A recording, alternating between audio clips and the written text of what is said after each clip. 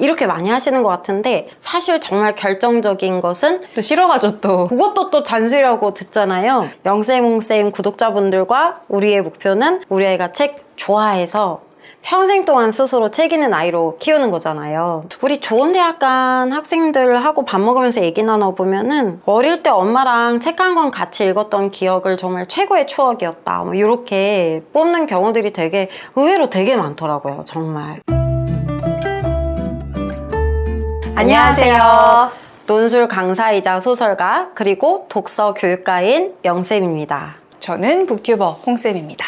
영쌤이 댓글 보면서 생각 되게 많아지셨대요. 제가 우리 어머님들께서 정성껏 남겨주시는 댓글 하나하나 꼼꼼히 읽고 있거든요. 그런데 그 댓글들 가운데에는 책 많이 읽혀야 되는 건 알겠는데 막상 집에서 책 읽히기 시키려고 하니까 좀 막막해요 라는 댓글들이 많으셔가지고 오늘은 특별히 집에서 자녀에게 어떻게 독서 교육 시키면 좋은지 구체적인 방법 꼼꼼하게 알려드리려고 하니까 따라와 주세요. 지난번에 저희가 돈 안 들이고 국어 성적 올리는 법 영상을 만들었는데요. 거기에 이어지는 실전편이라고 보시면 되겠습니다. 오늘의 책은 이 책으로 선정을 했고요. 이 책을 가지고 우리 어머님께서 독서 교육 하시는 방법 제가 구체적으로 설명해 드리도록 하겠습니다. 이게 EBS 알똑비 시리즈인데요. 요즘은 어른이나 애나 돈 많아지고 싶고 부자 되고 싶어지잖아요. 그래서 관심을 많이 갖고 있는 것 같아요. 시리즈가 이제 여러 권 있는데요. 이 중에서 경제편하고 과학편을 아이들이 진짜 재밌어 하더라고요. 근데 애들이 재밌어 하는 책이라고 해서 애들한테 갖다 줬는데 잘 읽은 건지는 어떻게 알 수가 있어요? 아이가 과연 집에서 책을 읽고 그 책을 정확하게 파악하면서 읽었는지 어머님께서 쉽게 파악하실 수 있는 방법 2가지 오늘 알려드릴 건데요.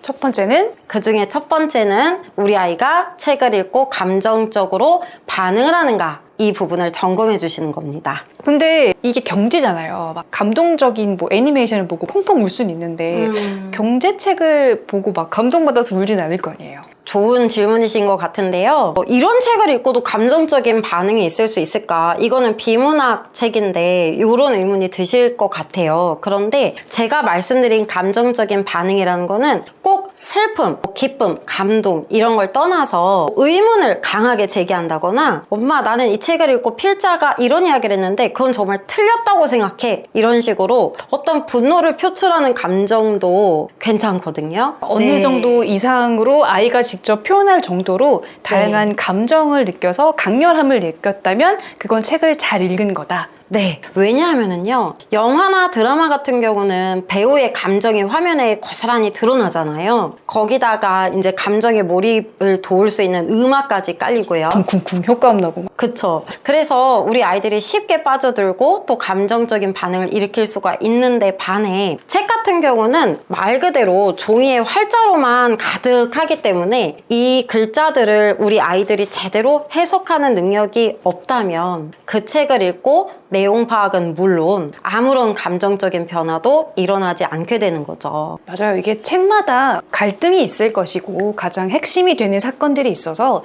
비슷비슷하게 느낄 수 있는 감정들이 있을 텐데 그거를 잘 못 느끼고 있었다면은 좀 독서가 조금 아쉬웠다. 어머님께서 책 잘 읽었는지 확인해야 되겠다 하시고 뭐 줄거리 물어보신다거나 내용 물어보신다거나 이렇게 많이 하시는 것 같은데 사실 정말 결정적인 것은 우리 아이가 그 책 읽고 시큰둥하다, 아무런 반응이 없다, 이러면 책 잘못 읽고 있을 가능성이 높습니다. 그냥 다 읽었다고만 얘기하고 끝이면 아, 이 책은 좀 아니었나 보다. 그러면 독서 교육이 잘 됐는지 알아보는 2번째 방법은 뭐예요? 아까 감정적인 반응은 책을 읽자마자 아이에게 나타나는 반응이라고 한다면은 이 2번째 방법은요, 책을 읽고 난 뒤 우리 아이가 시간이 좀 흘렀는데도 그 책에 대해서 기억을 많이 하고 있어서 술술 그 책에 대한 이야기를 할 수 있다면 그건 우리 아이가 책을 잘 읽었다는 2번째 신호가 될 수 있습니다. 오늘의 책으로 한번 구체적으로 알려주세요. 다음 2가지 사례를 아이가 기억에 남는 인상적인 장면으로 꼽는다면 우리 아이 책 정말 잘 읽는 아이라는 신호일 수 있습니다. 영쌤 그 가르치는 애들이 제일 재밌다고 했던 부분이에요? 네. 우리 학생들과 이 책을 수업했을 때요, 정말 많은 학생들이 보편적으로 두 가지 사례를 인상적이었다고 대답을 했거든요. 적어도 책을 잘 읽은 아이들은 말이죠. 그 중에 첫 번째 사례가 뭐였냐면요, KFC 창업 사례였는데요. 아, 여러분 아시죠? 그 하얀 양복 입고 통통한 할아버지. 네. 저도 KFC 되게 좋아하거든요. 비스킷 너무 좋잖아. 네네. 읽어보시면 아시겠지만 창업자가 1000번 넘게 두드려서 얻어낸 성과가 바로 KFC잖아요. 네, 그 맛있는 KFC가 1000번이 넘는 시도를 했다니 저도 충격적이었는데 우리 아이들은 정말 강한 충격을 느끼더라고요. 그리고 그 창업했을 당시에 창업자의 연세가 60세가 넘었었거든요. 그러니까 아이들이 뭐라 하냐면, 선생님 60세가 넘는 할아버지가 1000번이 넘는 도전을 했대요. 이게 말이 돼요? 막 이러면서 굉장히 격하게 흥분을 하고 거기에 대해서 이야기하는 친구들이 많았습니다. 아, 할아버지도 했는데 내가 네. 지금 못할 건 없다. 그래서 보통 어머님이나 이제 선생님들이 지금 시험은 못 봤지만 다음엔 다시 하면 잘할 수 있어, 뭐 이렇게 이제 격려들을 많이 해주시는데, 또 싫어하죠 또. 그것도 또 잔소리라고 듣잖아요. 근데 이 책을 읽고 나서는 하나이가 이런 얘기를 하는 거예요. 영어 시험 볼 때마다 학원에서 영어 단어를 너무 많이 틀려서 나는 공부머리가 없나 보다 이렇게 좌절을 하고 있었대요. 근데 할아버지는 60살이 넘어도 1000번을 시도했으니까 네. 나도 좀 다시 해봐야겠다. 그쵸. 내가 과연 1000번 이상 시도한 적이 있는가 이제 이러면서 굉장히들 이야기를 많이 나누는 그런 부분이었습니다. 애들은 역시 귀여워요. 정말 귀엽죠. 또 다른 건 또 어떤 이야기를 꼽아요? 두 번째 사례로 또 이것을 이야기한다면 자녀분이 이 책을 정말 잘 읽었을 수 있다는 신호가 될 수 있는데요. 어떤 아이들은 사우스웨스트 항공사의 유머 경영에 대해서 굉장히 인상적이었다고 이야기를 하더라고요. 되게 재미있어요, 이거 보면. 그리고 특히 그 유머 경영에 대해서 이야기하는 친구들의 특징은 평상시에도 좀 경영에 대해서 관심이 많거나 아니면은 좀 뉴스에서 사회면에 관심이 많았던 그런 친구들이 특히 그 부분을 기억에 남는다고 이야기를 해주었는데요. 유머 경영이라니, 선생님, 국내에서는 볼 수 없었던 굉장히 새로운 경영 방식 아닌가요? 그쵸. 우리나라에서는 좀 경직되고 좀 네. 올바른 이미지 이런 것들을 강조했는데 네. 보면은 뭐 안내 방송도 너무 재밌고. 읽어보시면 나오지만 비행기에 타 있는 그 승객들이 계속해서 깔깔 웃게 되는 경영이잖아요. 그래서 그걸 보면서 우리 아이들이 뭐라 했냐면, 선생님 이 책 정말 좋은 책이더라고요. 저의 시야를 확장시켜줬습니다. 그러니까 그 처음에 네, 얘기한 네. 감정적인 흥분이라는 게 네네. 좋고 신기한 걸 봤을 때 와 이런 게 있어? 하는 그 맞아요. 흥분인 거죠. 맞아요. 그러다 보니까 이거를 책을 딱 덮었는데도 이거 너무 재밌지 않았냐고 알아서 막 얘기하고. 네네. 계속해서 엄마에게 이제 하는 이야기가 많아질 수밖에 없는 거죠. 그렇지만 또 강조드리지만 반대로 잘 안 읽었거나 대충 읽었으면 그런 반응이나 기억이 전혀 남아있지 않을 겁니다. 너무 좋으면 왜 영화도 보고 나면 그냥 술술 얘기 나오잖아요. 네. 그거랑 맞아요. 똑같다고 생각을 하시면 되겠네요. 네, 비슷합니다. 그러면 이 두 가지만 잘 기억하고 있으면 될까요? 이렇게만 끊으면 좀 아쉬우니까요. 마지막 방법 설명해 드릴게요. 그런데 이 마지막 방법은 우리 어머님들의 노력이 좀 상당히 필요하신 부분이기도 하고요. 또 한번 해보세요. 네.